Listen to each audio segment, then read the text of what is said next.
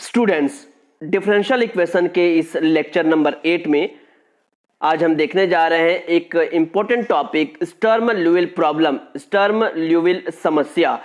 एक द्वितीय कोटि का सेकंड ऑर्डर का कोई डिफरेंशियल इक्वेशन है d by d x p x d y by d x plus q x plus lambda r x y equal to 0 और यह किसी बाउंड्री कंडीशन को परिसीमा प्रतिबंधों को संतुष्ट करता हो, सेटिस्फाई करता हो, तब ये जो प्राचल जो लैम्डा है उसके मान को आइगन मान, आइगन वैल्यूज और उसके करस्पॉन्डिंग जो नॉन जीरो सॉल्यूशन होंगे, that means value of y, उसे आइगन फलन या आइगन सदिश कहेंगे, आइगन वेक्टर्स। तो y जो है वैल्यू, y की जो वैल्यू है वो आइगन सदिश या आइगन वेक्टर्स है और जो लैम्डा की वैल्यू है वो आइगन मान है इस डिफरेंशियल इक्वेशन के लिए। और इस प्रकार की जो प्रॉब्लम्स जो होते हैं उसे Sturm Liouville problem, Sturm Liouville समस्या कहते हैं। क्वेश्चन देखते हैं, निम्नलिखित स्टर्म ल्यूविल समस्या के सभी आइगन मानों व आइगन सदिशों को ज्ञात कीजिए। और ये हमारे पास क्वेश्चन दिया हुआ है, ये डिफरेंशियल इक्वेशन है d2y by d x square plus lambda y equal to 0 और दो बाउंड्री कंडीशन दी हुई है y of 0 equal to 0 and y of pi equal to 0। Solution देखते हैं। सबसे पहले तो दिया गया स्टर्म ल्यूविल समस्या जो है उसे हम लिख लेंगे। अब उसके बाद अब यहां पर हम तीन केस लेकर चलेंगे। सबसे पहला केस कि यदि लैम्डा इक्वल टू 0, तो लैम्डा इक्वल टू 0 रखने पर ये जो क्वेश्चन है उसमें क्या हो जाएगा, d2y by d x square plus y 0 equal to 0। अब इसको इंटीग्रेट करेंगे तो dy by d x equal to एक कांस्टेंट c1, अगेन इंटीग्रेटिंग तो ये y इक्वल टू ये हो जाएगा c1x plus constant c2। This is equation number 1। अब हमारे पास जो कंडीशन दिया हुआ है, परिसीमा प्रतिबंध दिया हुआ है y of 0 equal to 0, that means x की वैल्यू अगर 0 हो तो ये y की वैल्यू क्या होगी, 0, अर्थात x इक्वल टू 0 पर y इक्वल टू 0। इसे हम रख देंगे इस समीकरण 1 में, इक्वेशन नंबर 1। तो y के जगह पर 0 और x के जगह पर 0 इस कंडीशन से, तो c2 कांस्टेंट की वैल्यू आ गई 0। अब एक और प्रतिबंध दिया है y of pi equal to 0, that means x की वैल्यू पाई तो y की वैल्यू 0, इसको हमने यहां पर लिख दिया। फिर से समीकरण 1 में y के जगह हम रखेंगे 0 और x के जगह पर पाई। अब यहां से c1 पाई और c2 की वैल्यू हमने फाइंड किया हुआ है 0, तो यहां से c1 की वैल्यू भी आ गई 0। इन दोनों वैल्यूज को वापस इक्वेशन नंबर 1 में पुट करते हैं तो हमें प्राप्त होता है y इक्वल टू 0। और जब भी आइगन सदिश की वैल्यू जो है अगर 0 मिलती है तो वो एक ट्रिवियल सॉल्यूशन है। हमेशा इसकी वैल्यू जो नॉन जीरो वैल्यूज आती है वही जो है नॉन ट्रिवियल सॉल्यूशन होता है। तो अगर y इक्वल टू 0 आता है, 0 आता है, 0 आता है तो वह एक तुच्छ हल है, ट्रिवियल सॉल्यूशन है। केस 2 में मान लेते हैं लैम्डा जो है वो निगेटिव है, लेस देन 0 है। निगेटिव है तो मान लेते हैं lambda equal to minus of alpha square, क्योंकि अल्फा की वैल्यू पॉजिटिव हो चाहे निगेटिव हो, अल्फा स्क्वायर हमेशा क्या होगा, पॉजिटिव होगा और इसके सामने चिन्ह है माइनस का, तो लैम्डा क्या हो जाएगा, निगेटिव हो जाएगा। इसलिए हमने ऐसा लिया है कि lambda equal to minus of alpha square. अब वो जो क्वेश्चन है उसमें लैम्डा की जगह रख देंगे माइनस अल्फा स्क्वायर। इसे हम लिख सकते हैं d square y minus alpha square y can be written as d square minus alpha square into y equal to 0। अब ये एक डिफरेंशियल इक्वेशन है और इसका सहायक समीकरण ऑक्सिलरी इक्वेशन क्या होगा, डी की जगह पर पुटअप करते हैं m square minus alpha square equal to 0। M की दो वैल्यूज आती है अल्फा और माइनस अल्फा, तो सी एफ जो होगा कॉम्प्लीमेंट्री फंक्शन हो जाएगा c1 e to the power alpha x plus c2 e to the power minus alpha x. और पीआई जो होगा विशिष्ट फलन पर्टिकुलर इंटीग्रल वो 0 होगा। क्यों? क्योंकि इक्वल के राइट हैंड साइड क्या है, 0 है। अगर इक्वल के राइट हैंड साइड 0 होता है तो केवल CF की वैल्यू मिलती है, पीआई उसका वैल्यू 0 होता है। अब अतः y क्या होगा, CA प्लस पीआई, पूरक फलन प्लस विशिष्ट फलन। पूरक फलन की वैल्यू ये है और पीआई की वैल्यू 0 है, तो y की वैल्यू ये हमें मिल गई, इक्वेशन नंबर 4। अब फिर से जो सीमा प्रतिबंध दिया है, बाउंड्री कंडीशन, उसका यूज करके c1 और c2 की वैल्यूज फाइंड करने का प्रयास करेंगे। दिया हुआ है y ऑफ 0 इक्वल टू 0, तो इक्वेशन 4 में क्या करेंगे, y के जगह भी 0 और x के जगह भी 0 पुट करेंगे। इस तरह से हमें मिलता है c1 equal to minus c2।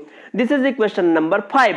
और पुनः again y of pi equal to 0 है, तो समीकरण 4 से क्या हो जाएगा, x के जगह पर पाई रखेंगे तो y के जगह 0 आ जाएगा, तो ये ऐसा हमने रखा। अब यहाँ से c1 equal to minus c2 इस इक्वेशन 5 से यहाँ पुटअप कर देंगे, c2 को कॉमन ले लेंगे, ये आ जाएगा। अब यहाँ से c2 की वैल्यू क्या मिल जाएगी, 0। अब C2 की वैल्यू 0 मिलती है तो इक्वेशन नंबर 5 से C1 की वैल्यू भी 0 हो जाएगी। C1 C2 दोनों की वैल्यू हमें मिल चुकी है, इसे इक्वेशन नंबर 4 में पुट अप कर देंगे तो y की वैल्यू क्या मिल जाएगी 0। फिर से y की वैल्यू 0 आ गई तो ये एक तुच्छ हल है, it is a trivial solution. अब केस 3, यदि लैम्डा जो है ग्रेटर देन 0 है, दैट मीन्स पॉजिटिव है, तो यहां से हमारे पास जो दिए गए क्वेश्चन से ये हो जाएगा d square plus lambda y equal to 0। इसका सहायक समीकरण ऑक्सिलरी इक्वेशन होगा m square plus lambda equal to 0। m की दो वैल्यूज मिलेगी plus minus root lambda iota. तो यहां से CF जो होगा कॉम्प्लीमेंट्री फंक्शन आयोटा इमेजिनरी वाले वैल्यूज के लिए इसका फॉर्मूला हो जाएगा C1 cos root lambda x plus C2 sin root lambda x. तो ये y की वैल्यू हमें मिल गई। अब फिर से C1 C2 की वैल्यू फाइंड करने के लिए हम बाउंड्री कंडीशन का यूज करते हैं y ऑफ 0 इक्वल टू 0। समीकरण 6 में रखेंगे y के जगह 0 और x के जगह पे 0, तो C1 की वैल्यू मिल गई 0। और एक दूसरी बाउंड्री कंडीशन है y of pi equal to 0, y के जगह पर 0 और x के जगह पर पाई। तो चूंकि अब साइन यहां से C1 की वैल्यू 0 मिल चुकी है तो इसको रख देंगे, केवल साइन वाला जो टर्म्स रहेगा तो C2 sine root lambda pi equal to 0। अब यहाँ पर या तो C2 इक्वल टू 0 होगा या तो साइन का टर्म जो है वो 0 होगा। अगर हम C2 इक्वल टू 0 लेकर चलते हैं तो समीकरण 6 में चूंकि C1 0 ऑलरेडी हो चुका है और C2 भी 0 है, तो समीकरण 6 से हम यहाँ पर देखेंगे C1 C2 दोनों ही 0 है तो y की वैल्यू हमें 0 मिलेगी। अगेन ट्रिवियल सॉल्यूशन, तुच्छ हल हमें प्राप्त होता है। अब यदि C2 0 हमने लिया था तो ये सॉल्यूशन हमें मिला। अब यदि साइन रूट लैम्डा पाई को 0 लेकर चलते हैं, इस 0 के जगह पर हम लिख सकते हैं साइन n पाई, तो यहां से क्या हो जाएगा root lambda pi equal to n pi.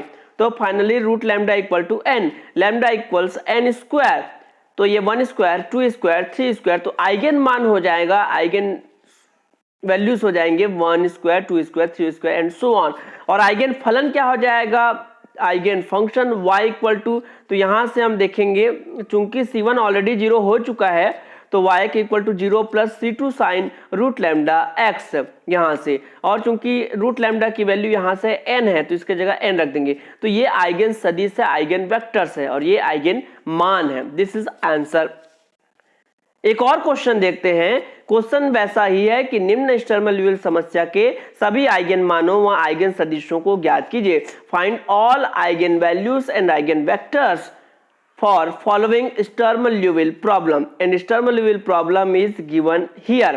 Case 1, if lambda equal to 0, यहां पर लैम्डा इक्वल टू 0 पुटअप करने से d2y/dx² equals 0, we integrate it and we get dy by dx equal to c1. Again integrating, we get y equal to c1x plus c2.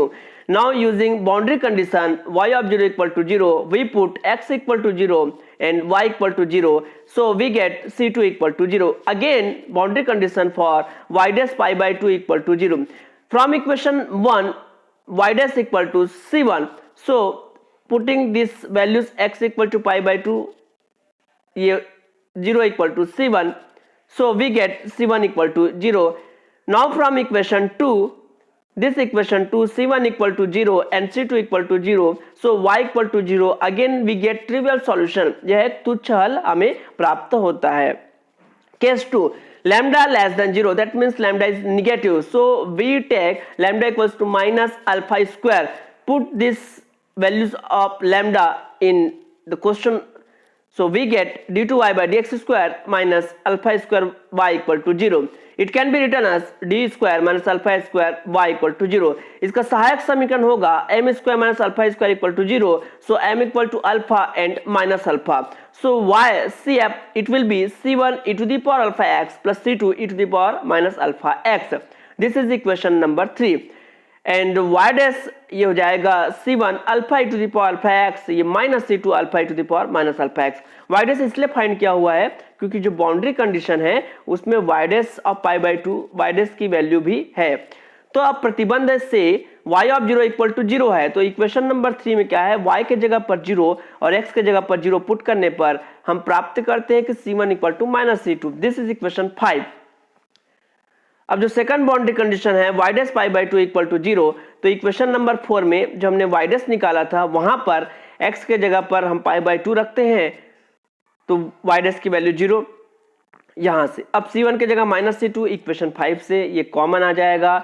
C2 अगर यहाँ पर हो जाएगा 0। Equation number 5 से C1 already 0 हो जाएगा, क्योंकि यहाँ पर इक्वेशन 5 में C1 equal to minus C2 है, तो C1 C2 दो बोथ आर 0।